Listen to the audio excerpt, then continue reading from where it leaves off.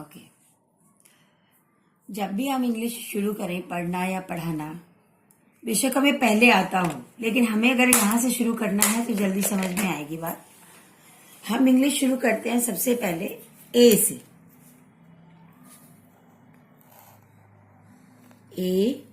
ए से कैसे शुरू करें? ए फॉर एप्पल, तो एप्पल माइंड में लाएं, लेकिन फोकस हमारा इस साउंड पे होना चाहिए, ए पे। ए फॉर एप्पल, ए का साउंड आएगा, राइट। फिर नेक्स्ट लेटर है हमारा ई, फिर नेक्स्ट है आई, नेक्स्ट है ओ, नेक्स्ट है यू। क्यों लिया मैंने? क्योंकि ये जो लेटर्स हैं ये इंग्लिश में मात्राओं का काम करते हैं। तो सबसे पहले हमें ये जो मात्राओं वाले साउंड्स हैं इन पे फोकस करना चाहिए। हमने शुरू किया A for Apple, A for aeroplane, A for and, A, like that. तो जो भी सीखने वाला है उसका पूरा फोकस इस साउंड पे आएगा। नेक्स्ट आए ई से ई नहीं बोलना है, एलिफेंट, ए की साउंड आएगी, ए, एलिफेंट, ए की साउंड आएगी। एग, अब इसमें यहां तक आई है इसकी ए की साउंड, राइट। अब आता है ईगल,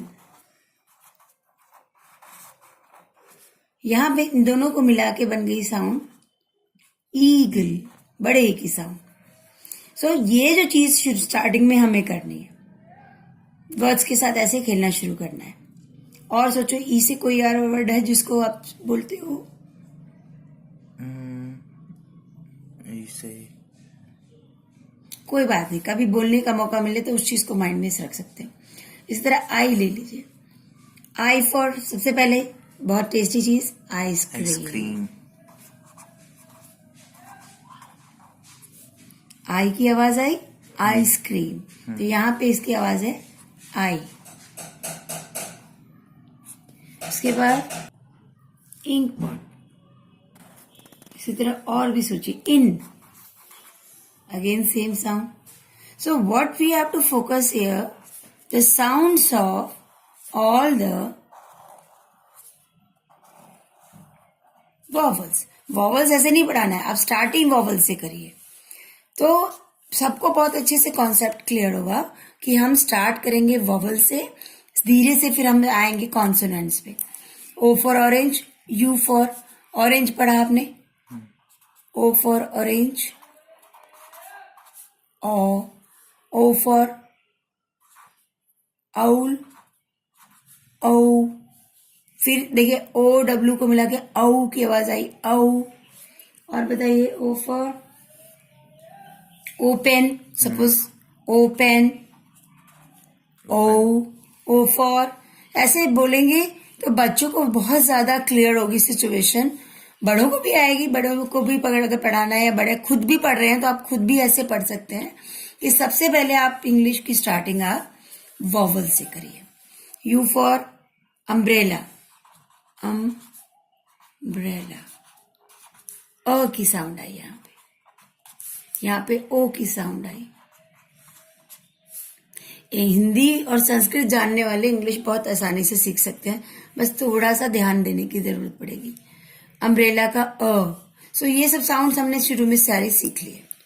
जितने भी और भी सोचो, यू से और कुछ है, अननोन, अगेन अ, और under a, upper, up a. So main sound आपका अ आता है, इसका यू का।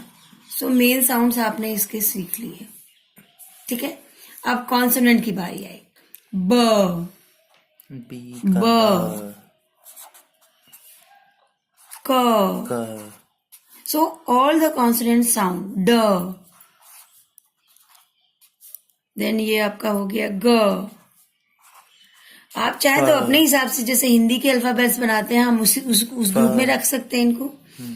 तो इस तरह से भी कर सकते हैं। और इस तरह से जब आपने सीख लिया, ग के बाद क्या आएगा? पहले फ आएगा। फ आएगा। उसके बाद ह ह आएगा। एच, ह। सारे साउंड्स आपने सीखने हैं यहाँ पे, ठीक है। ये हो गया हमारा दूसरा स्टेप। पहले हमने वॉबल्स के साउंड समझे और हमने फिर कॉन्सोनेंट के साउंड समझे, ठीक है। अब आता है कि अब जैसे हिंदी का अगला स्टेप क्या होता है? मात्राओं का ज्ञान व्यंजन के साथ। तो यहाँ पे हमने एक एक अल्फाबेट्स उठाया, उसके साथ एक एक अपना वॉवल लगाया और उस साउंड को समझने की कोशिश की। जैसे बी के साथ ए लगा दिया तो क्या बनेगा? बा। बा बन सकता है, बा बा। और ऑप्शन सोचिए, बी के साथ bat, bat bat. BAT, bat. और बताइए, और कुछ लग सकता है? Ball ball. बी के साथ ए लगा दिया। जितने भी वर्ड्स आपके माइंड में आ रहे हैं आप उसको उस टाइम लिखोगे और उस साउंड को फोकस करोगे कि क्या क्या साउंड बन के निकली है। Ball, yes, ball ball. और बताइए, बी ए से कुछ और बन सकता है जिनका साउंड थोड़ा अलग हो यहाँ पे। नहीं तो फिर सी पे आइए, फिर डी पे आइए, फिर जी पे आइए।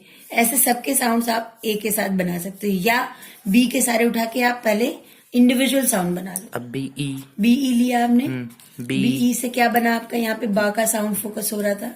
यहाँ पे बे, अगर आप कायदे से देखें बी और ई मिला के बन सकता है बे या बै। अच्छा, चेक करते हैं। बी ई टी क्या बना? बेट। बैट। और बी ई ई टी क्या बना? बीट। बीट। अब देखिए, इसी से आपको अंदाजा लग जाएगा कि बी डबल ई का साउंड में बड़ी ई की मात्रा जेड जुड़ेगी और एक होगा तो ये सब। तो ये कॉन्सेप्ट आप यहाँ पे क्लियर कर सकते हो माइंड में कि when ever E repeating that means बड़ी ई की साउंड निकलेगी, एक ई है तो उसमें ए की साउंड निकलेगी। इसी तरह बी आई ले लीजिए, बी और आई, ठीक। अब बी आई से कोई वर्ड बोलिए, बिट, बिट। और तो बिट में आपने नोट किया कि ब पे छोटी ई की मात्रा की साउंड आती है। तो हिंदी जानने वाले इंग्लिश बहुत आसानी से सीख सकते हैं। बिट, छोटी ई की मात्रा आती है। इसी तरह बिट हो गया। अब बी ओ लगाइए, बी ओ। बी ओ से बनने वाले वर्ड्स बताइए। Bowl. B O O W L. तो बाउल जो वर्ड है ये बो वूल व की वजह से बाउल का सामना है। बॉन्ड। बॉन्ड, बोनस, ये जो वर्ड्स हैं B O B O B O, तो ब और ओ मेन साउंड इसका हो गया बो, बो। तो इस तरह से हर अल्फाबेट के साथ आप इंडिविजुअली कभी भी बैठ के थोड़ा माइंड को लगाएं तो आप देखेंगे कि जो बेस है इसका बन गया, आपका वर्ड लिखना आपको समझ में आने लगा।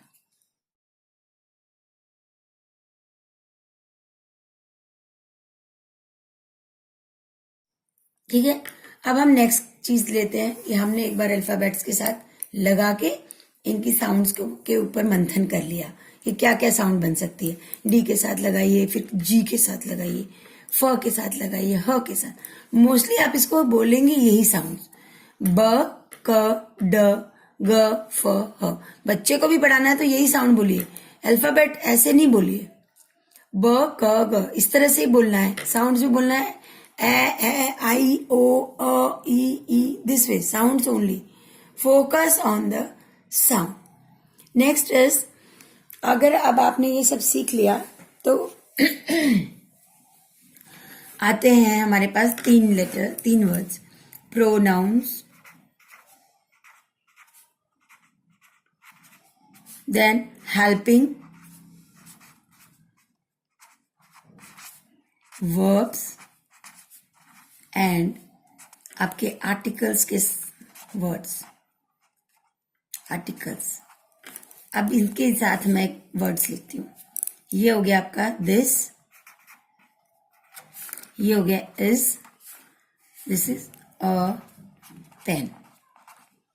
बन गया sentence. This is a pen. अब यहां पे लिखिए ही इज अ बॉय. ठीक है. इट मीन्स क्या कि हमें इसका नॉलेज होना चाहिए, हमें इसका नॉलेज होना चाहिए और हमें इसका नॉलेज होना चाहिए. करेक्ट. तो अब हम क्या करते हैं, पहले यही नॉलेज ले लेते हैं कि प्रोनाउंस कौन कौन से हैं. मैंने पहले की वीडियो में भी बता रखा है, फिर बताती हूँ.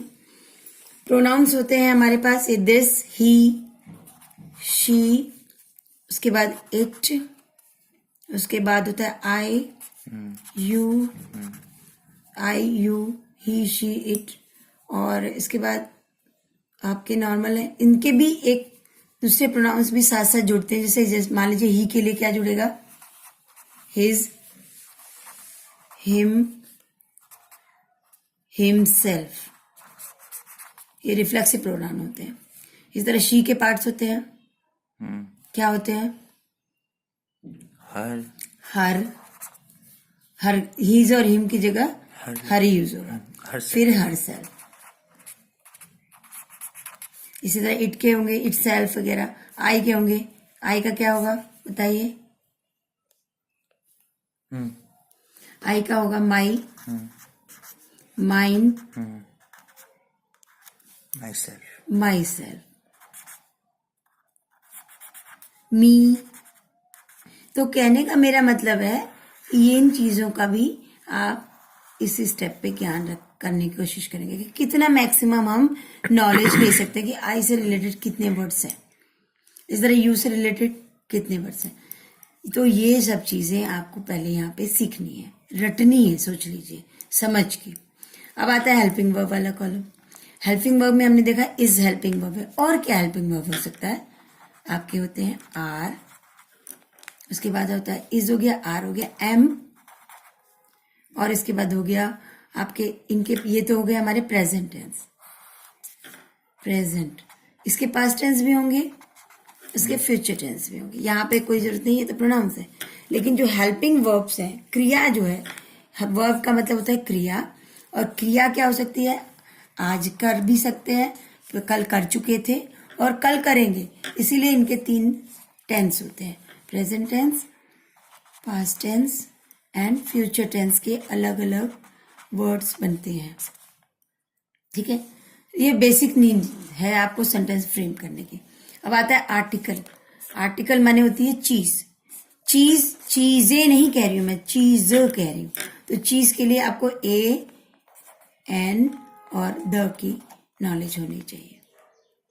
ए कोई भी हो सकता है, एन जो हमारे वॉवल्स के साथ शुरू होने वाले वर्ड, जैसे कि कहते हैं स्वरों से स्टार्ट होने वाले जो हमारे वर्ड्स होते हैं उनके सामने लगाया जाता है. और द सिर्फ अकेले अस्तित्व करता हो, जैसे कि सन है, संसार में अकेला है तो द लगेगा, मून है तो द लगेगा. अगर हम किसी इंस्टीट्यूशन का हेड मान के चले वो एक होगा तो द लगेगा. For example the principal.